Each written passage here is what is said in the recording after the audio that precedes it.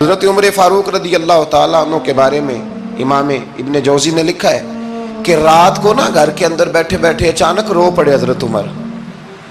62 سال عمر ہے, خلافت کے آخری ایام چل رہے ہیں, تو رو پڑے ایسے ہی گھر میں بلا وجہ ہی. آپ کی اہلیہ نے, زوجہ نے بیٹے کو اٹھایا, فرمایا پتہ کرو تمہارے باپ کو کیا مسئلہ ہے, کہیں کوئی تکلیف تو نہیں, درد تو نہیں, صاحبزادے آئے. ابا جی کیا بات ہے؟ فرمایا اماں کو بلاؤ.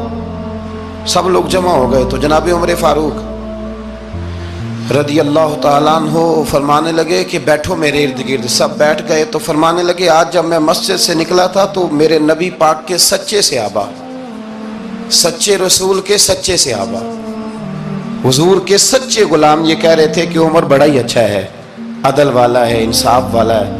تو ابا جی اس میں رونے والی کیا بات ہے؟ تو فرمانے لگے ڈر یہ لگتا ہے کہ باہر تو میں اچھا تھا, کہیں گھر میں تو نہیں کوتاہیاں کرتا رہا.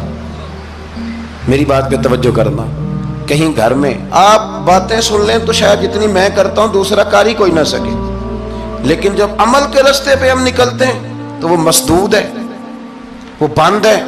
عمل کس نے کرنا ہے؟ آپ کوئی آیت پڑھیں تو یہاں غلطی نکالنے والے 20 لوگ مل جائیں گے, 20 لوگ, لیکن اس آیت پہ عمل کرنے والے کتنے ملیں گے؟ تو حضرت عمر فاروق رو رہے تھے, کہنے لگے کہیں تمہارے حقوق تو نہیں پامال کرتا رہا. تو آپ کی اہلیہ نے جب سنا تو وہ کہنے لگی عمر مجھے تو بڑا پرانا شکوہ ہے, آپ کا جاہ و جلال اتنا تھا میں بات نہیں کر سکی. عمر تم نے سارا دن مسجد میں گزار دیا اور ساری رات نقاب اوڑھ کے مدینے کی گلیوں میں گزار دی, میں تو زندگی کی کوئی خوشی دیکھ ہی نہیں سکی. چاہ تو میرے اندر بھی تھے نا کہ میرا شوہر کچھ گھڑیاں بیٹھتا, کہیں مجھے لے کے جاتا, تو میں تو کچھ نہیں دیکھا, مجھے بڑا شکوہ ہے. تو حضرت عمر کہنے لگے چل اللہ کی رضا کے لیے معاف کر دے. بھئی معافی بیوی سے نہیں مانگی جا رہی, معافی اپنی غلطی کی مانگی جا رہی. یہ سمجھ لیں, بیوی کے لیے تو خامد کا بہت بڑا مقام ہے نا, لیکن یہاں غلطی کس بات کی ہے؟ اپنی کمزوری پر غلطی کا اعتراف کر کے معذرت کا سوال کیا جا رہا ہے. تو حضرت عمر کہنے لگے معاف کر دے. تو اہلیہ کہنے لگی میں نہیں معاف کرتی, میری شرط پوری کریں. فرمایا وہ کیا؟ فرمانے لگی قیامت میں جب اللہ آپ کے لیے جنت کا حکم دے گا تو آپ میری سفارش کریں گے اللہ کی بارگاہ میں؟ سفارش کریں گے کہ یا اللہ مجھے کپڑے دھو کے دیتی تھی, میری عزت کی حفاظت کرتی تھی, میرے بستر کو پاک رکھتی تھی, کہیں گے؟ تو حضرت عمر فرمانے لگے تیرے ساتھ وعدہ رہا, رب نے اگر عمر کو اپنے فضل, اپنے کرم اور اپنے محبوب کے صدقے جنت دی تو عمر تیرے بغیر جنت میں نہیں جائے گا. عمل کا رستہ, عمل کا رستہ. دیکھیں نا, 2 دفعہ استاد بات کرتا ہے, 2 دفعہ, اور کوئی زیادہ, ایک تو ہے نا کہ ایم اے اور جناب ایم ایڈ اور ایم فل اور پھر پی ایچ ڈی قسم کا استاد. ایک وہ جو matric P T C teacher ہے نا, وہ 2 دفعہ اسٹوڈنٹ کو کام کہے تو تیسری دفعہ وہ ناراض ہو جاتا ہے, کہتا ہے میں 2 دفعہ کہا ہے. بچے کو آپ 2 دفعہ کہتے ہیں اور اگر تیسری دفعہ کہنا پڑے تو غصہ آتا ہے نہیں آتا؟ بھئی تو نے اتنی دفعہ کہا ہے, تو سمجھ نہیں رہا بات کو. اور اگر اللہ کریم قرآن مجید میں سینکڑوں دفعہ کہے نماز پڑھو, سینکڑوں دفعہ, اور یہ بہانے کر رہا ہے, یہ بھی پروگرام بنا رہا ہے, پھر کہتا ہے میں بے چین رہتا ہوں, میں بے قرار رہتا ہوں. عمل کا رستہ اس کو اختیار کریں, آپ سکون میں رہیں گے. بد عمل آدمی اور بے عمل آدمی یہ ہمیشہ پریشان رہتے ہیں, ہمیشہ. عمل کریں, توبہ کریں تو پھر بدل جائیں, پھر تبدیلی آئے. اور یہ کوئی مشکل کام نہیں, جو بدلنے والے تھے وہ بدل گئے. بڑا کچھ کرتے تھے پر پھر وہ لوگ بدل گئے. حضرت فضالہ رضی اللہ تعالیٰ عنہ کہتے ہیں کہ میں بڑا دل دادا تھا عورتوں کا, اور میرا ماحول یہ تھا کہ میں قتل بھی کر لیتا تھا, معاذ اللہ چوری بھی کر لیتا تھا, اور رات میری طبیعت تھی معاذ اللہ نئی سے نئی عورت کے پاس جانا. کہتے ہیں ابو جہل نے اعلان کیا کہ جو نبی پاک علیہ السلام کا سر اقدس معاذ اللہ کاٹ کے لائے گا, نقل کفر, کفر نہ باشد, 100 سرخ اونٹ انعام ملے گا. تو میں نے ارادہ کر لیا کہ میں بہت سارا انعام حاصل کروں گا. قرآن مجید میں نا اللہ فرماتا ہے کہ بہت سارے لوگ ایسے ہیں جنہیں اگر میں رزق میں کشادگی دے دوں, زیادہ پیسے دے دوں, فرمایا باغی ہو جائیں, وہ سرکش ہو جائیں. یہ بہت سارے لوگوں کو جو اللہ تبارک و تعالیٰ اعتدال میں رکھتا ہے تو یہ ان کے لیے بہتر ہے. ہر بندہ دولت کے ہوتے ہوئے نیک ہو سکتا تو یہ اللہ اگر رکھتا ہے نا اعتدال میں تو شکر کرے اللہ کا، ورنہ تو لوگ عیاشیاں کریں، پتہ نہیں کیا کچھ کر گزرے۔ تو حضرت فضالہ کہتے ہیں کہ میں نے خنجر تیار کیا اور میں نے بغل میں اس کو چھپایا، اوپر میں نے چادر اوڑھ لی۔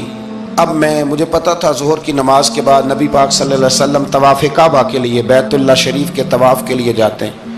کہتے ہیں میں بھی اس طرف بڑھا، رستے میں نا وہ خاتون جس کے گھر میں نے رات آنا تھا، میں نے دروازے پہ دستک دی، میں نے کہا کہ تیار رہنا، تیار رہنا، آج میں بڑے پیسے لے کے آؤں گا۔ اسے میں نے یہ کہا اور پھر میں چلا گیا بیت اللہ شریف کا طواف کرنے۔ کہتے ہیں اللہ کے محبوب بھی طواف کر رہے تھے تو میں نے بھی طواف شروع کر دیا۔ ارادہ یہ تھا کہ جہاں نبی پاک علیہ السلام میرے قریب سے گزریں گے تو موقع پا کر میں حضور کے جسم اقدس پر خنجر کھونپ دوں گا اور معاذ اللہ شہید کر دوں گا۔ کہتے ہیں حضور ایک دفعہ بھی میرے پاس سے گزرے تو میں ہمت نہ کر سکا، دوسری دفعہ بھی پاس سے گزرے تو میں ہمت نہ کر سکا، تیسری دفعہ بھی گزرے تو میں ہمت، نبی کریم صلی اللہ علیہ وسلم 2-3 دفعہ گزرے تو فرماتے ہیں کہ مجھے موقع نہ ملا، اس لیے کہ حضور فرماتے ہیں اللہ نے روب کے ساتھ میری مدد فرمائی، دشمن پر میرا روب طاری ہو جاتا ہے۔ فرماتے ہیں جب چکر پورے ہو گئے تو محبوب کریم نہ چھٹے چکر پہ فرمانے لگے فضالہ چکر ایک رہ گیا ہے، بے خبر ہو جو غلاموں سے وہ آقا کیا ہے، ایک پھیرا رہ گیا ہے۔ کہتے طواف مکمل ہو گیا تو محبوب میرے قریب آئے، فرمایا وہ کام کرتے کیوں نہیں جس کے لیے آئے تھے؟ میں نے عرض کی یا رسول اللہ کون سا کام، کیسا کام؟ اندر تو چور تھا نا، بانج فقیروں کسے نہیں ماریا اے ہوئی چور اندر دا، اندر چور تھا نا۔ کہتے ہیں حضور نے مجھے کندھے سے پکڑ کے ہلایا، فرمایا کرتے کیوں نہیں؟ جب حضور نے ہلایا تو وہ خنجر بھی پیروں میں گرا اور میں بھی رسول اللہ کے پیروں میں گر گیا۔ میں نے کہا حضور مجھے کلمہ پڑھا دیں۔ کہتے ہیں حضور نے پہلے میرے دل پہ دست مبارک پھیرا، پھر میرے نبی نے مجھے کلمہ پڑھا دیا۔ اب نا مرید ہونے والا کہتا ہے کہ جی آہستہ آہستہ میں ٹھیک ہو جاؤں گا۔ اب وہ آہستہ آہستہ کا کیا ترجمہ ہے یہ بالکل سمجھ نہیں آتی۔ بھئی کسی بندے سے 5 لاکھ روپیہ لینا ہے تو اس سے وہ کہتا ہے جی میں آہستہ آہستہ دوں گا، 500 روپیہ دے دیا کروں گا روز کا، تو کہتے ہیں میری رقم خراب ہوتی ہے، پورے دو۔ اور نیکی کی بات جب آتی ہے تو کہتے ہیں حضرت صاحب دین اتنا سخت نہیں ہے، میں آہستہ آہستہ ٹھیک ہو جاؤں گا۔ اب میں مغرب عشاء پڑھنی شروع کر دیا میں نے، اب میں تسبیح لے لی ہے کل میں نے، بھی آہستہ آہستہ میں ٹھیک ہو جاؤں۔ یعنی رقم لینی ہو تو وہ آہستہ آہستہ قبول نہیں ہے، لیکن اور مکان کی رجسٹری اگر کرانی ہو تو مالک مکان کہے گے آہستہ آہستہ کرا لو، کہتے ہیں پیسے پورے دیے، سویرے چل اور بیان دے۔ یہ کیا بات ہوئی؟ یہاں یہ جو ہمارا ماحول تھا نا کر لیں گے ہو جائے گا، یقین کریں لوگ قبروں میں چلے گئے ہیں پر مسجدوں میں نہیں آئے، ہر کام سے لوگ ریٹائر ہوئے پر گناہوں سے ریٹائر نہیں ہوئے، آخر تک تباہی اتر گئی لیکن لوگ بدلنے کو تیار نہ ہوئے۔ حضرت فضالہ کہتے ہیں ابھی میں نے کلمہ پڑھا، ابھی میں واپس آیا، رستے میں وہ بی بی کھڑی تھی، کہتے ہیں میں وہ شخص تھا کہ عورتیں مرتی تھی میرے اوپر اور کسی کی جرت تھی کہ وہ آئیں بائیں شائیں کرے، لیکن فرماتے ہیں میں بی بی کے پاس سے گزر گیا، پہلے تو اس کا خیال تھا رکے گا، لیکن جب میں رکا نہ تو دروازے پہ آئی، اور جب میں گزر گیا تو اس نے آواز دی، لیکن میں نے سنی انسنی کر دی، جب آگے بڑھا تو میرے پیچھے دوڑی۔ فرماتے ہیں مجھے پکڑ کے کہنے لگی فضالہ تجھے کیا ہوا، تو وہی نہیں جو یہاں سے گیا تھا؟ آپ فرماتے ہیں میں کبھی نہیں رویا تھا، میں کبھی نہیں رویا تھا، اور جب کہا نا تو وہی نہیں، کہتے میں نے سر اٹھایا تو میری آنکھوں میں آنسو تھے، میں نے کہا میں جو گیا تھا وہ نہیں ہوں، اب تو میں محمد عربی کا غلام بن گیا، اب میں وہ نہیں ہوں، اب نہیں ہو سکتا کہ کوئی میری نظر میلی ہو جائے، یہ کیسے ممکن ہے؟ اب نا اسلام کی تعریف ہم نے یہ کی ہے کہ خبردار کوئی ہمارے قریب نہ آئے، ہم کسی کو بات نہیں کرنے دیتے کہ ہم مسلمان ہیں، ہم بات نہیں کرنے دیتے۔ پتہ کیا بات ہے، ایک میری یہ تقریر ہوتی ہے ممبر پہ، اور ایک میرا عمل ہوتا ہے جب میں سفر کرتا ہوں، جب میں گاڑی میں بیٹھتا ہوں، جب میں دوستوں سے ملتا ہوں، جب ان دونوں باتوں میں تضاد آتا ہے نا، تضاد، تو لوگ تقریر کو جذبات نہیں کہتے، ایک فن بن جاتی ہے تقریر۔ آپ کو پتہ ہے نا واعظین نعت خواں کہتے ہیں میں نے محفل لوٹ لی، پھر لوگ شمار کرتے ہیں کتنے لوگوں نے سبحان اللہ کہی، پھر لوگ شمار کرتے ہیں کہ آج 5 بندے روئے بھی تھے جب میں تقریر کر رہا تھا۔ تو پھر یہ فن ہے، یہ جذبات کا اظہار۔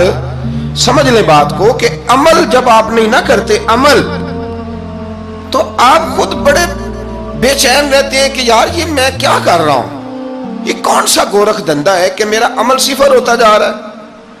ہمارے ایک استاد تھے تو وہ فرمایا کرتے تھے کہ اگر پڑھے لکھے آدمی کو تم بے عمل دیکھو تو اس سے دور ہٹ جایا کرو، ورنہ تمہیں بھی بے عمل کر دے گا۔ میں نے ان سے عرض کی، میں نے کہا حضور یہ کیا ہے؟ تو فرمانے لگے اپنے حضرت صاحب سے پوچھنا، وضاحت کریں گے۔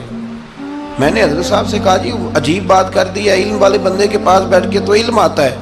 تو وہ فرما رہے تھے کہ علم والے بندے کے پاس اگر وہ بے عمل ہو تو بالکل نہ بیٹھنا۔ تو حضرت صاحب فرمانے لگے انہوں نے صحیح کہا ہے۔ اب بات بہت بڑی ہے، پتہ نہیں آپ کی سمجھ میں آتی ہے نہیں آتی، بہرحال کر دیتا ہوں۔